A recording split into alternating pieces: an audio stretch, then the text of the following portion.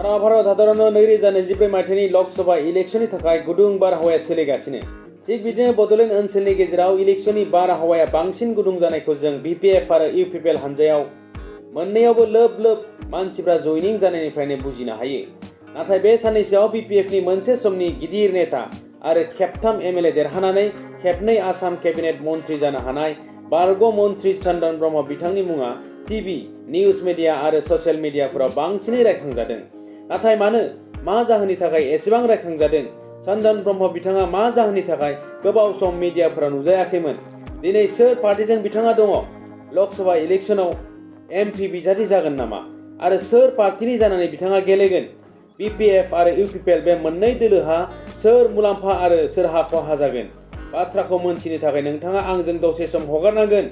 बेखिनियाव आं आरज गाबगोन जाहाथे अन्नानै चेनेलखौ साबस्क्राइब खालामो आरो बेल आइकनाव थुनानै अल खालामनानै लायो। आथिखालाव बिटिआर सोरखाराव UPPL, BJP, GSP मोनथाम लोगो राजखान्थि हानजाया सरकार सालायगासिनो। ओंखायनो थाखा फैसा, दोहोन दौलत आरो सोरखारि खामानिफोरखौ UPPL दोलोआ बाहायनो मोनदों। अर्थात मोनसे बाथ्रायाव रांखान्थियारि आरो कारिगरि बिथिङाव UPPL दोलोआ बिटिआरआव गोहोगोरा। नाथाय 17 बोसोर BTC खुंथायखौ सालायबोनो मोननाय हाग्रामा महिलाजों दैदेनजानाय BPF हानजायाबो एक्सपिरियेन्स आरो दोहोन दौलतआव UPPLनिख्रुइ खम नङा। जाहोनाव प्रमद बर' बिथांजों दैदेनजानाय UPPL सरकारा एलायन्स BTR सरकार सालायनायनि थाखाय रायजो राजानि माखासे खामानि मावनो हायाखै, गावसोरनि दोलोनि सोद्रोमाफोरनो मोजां खाबु होनो हायाखै आरो मोनफ्रोमबो जौगानाय खामानिफ्रा लासै जानायखौ रायजो राजाफ्रा नोजोर होदों। जाहोनाव BPF हानजाया रायजोफोरनि गेजेराव हाबनानै रायजोफोरजों खाथि सोमोन्दो खालामनो हादों आरो BTRनि दफाफोरा मावफुंजाहैनि, ex-NDB जोहोलावफोरा केस उइथड्र जाहैनि आरो रन्जन दैमारि बिथाङा उदां अख्राङाव फैनो हायैनि दहाय लानानै BPF हानजायाव माखासे सुबुंफोरखौ सोद्रोमा जयनिं होगासिनो आरो दोलोखौ फेहेरगासिनो। नाथाय बेखिनियाव जोबोद सोमोनांथाव आरो बागदावखांथाव बाथ्राया जाहैबाय चन्दन ब्रह्म। जाय चन्दन ब्रह्म बिथाङानो दिनै BTRनि राजखान्थि आबहावाखौ सोलायहोनो हानाय सासे गोख्रों राजखान्थिगिरि। जाय बिथाङा माखासे सम सिरि जानानै दंमोन आरो इलेक्शन बोथोर सफैनाय लोगो लोगो चन्दन ब्रह्म मुङानो सारा BTR आरो क'क्राझार लकसभा सीटनि थाखाय गिख्रंथाव महर लादों। चन्दन ब्रह्म होनना बुङोब्ला जों मिथिगौ BTC गोरोबथायाव मैखोम बाहागो लानाय हाग्रामा महिलारिनि आगसि आखाइ जानानै BPF राजखान्थि हान्जाखौ फेहेरनाय आरो BTCखौ सालायबोनाय सासे BPFनि गोख्रों सेनियर मावथि। जाय 2006, 2011 आरो 2016 मायथाइयाव सिडली समष्टिनिफ्राय BPF हान्जानि जाना MLA देरहाबोनो हादों आरो 2011, 2016 मायथाइयाव आसाम केबिनेट मिनिस्टार जानो हाबोदों।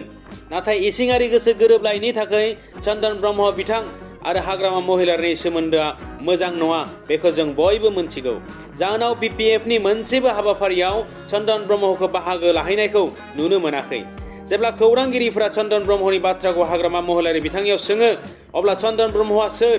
चन्दन ब्रह्मखौ आं सिनाया होननाय बे बाथ्राया चन्दन ब्रह्मखौ BPFनिफ्राय आरोबाव गोजानाव दोनदों। चन्दन ब्रह्मआ सोर?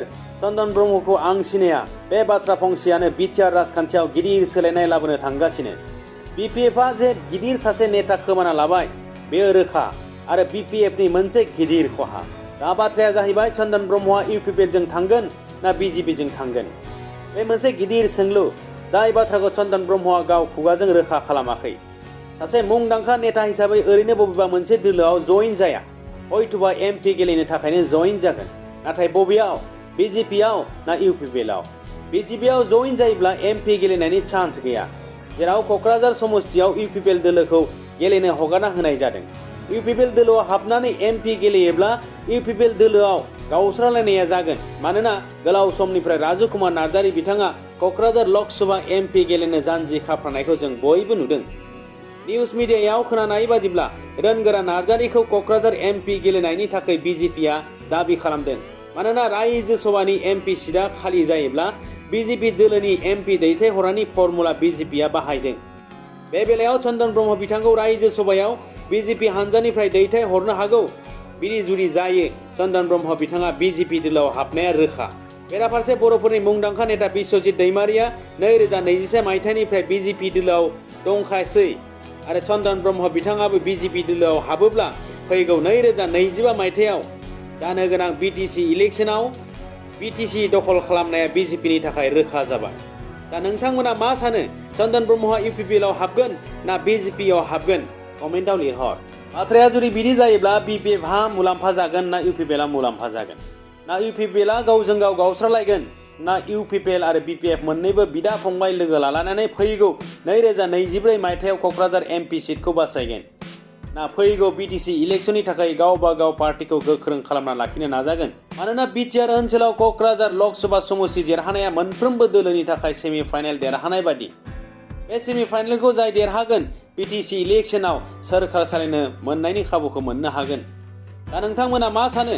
चन्दन ब्रह्म बिथाङा सोरजों थानायखौ लुबैयो? BJP जों, UPPL जों ना फिन BPF जों थानायखौ लुबैयो? अन्नानै फोरमायहर।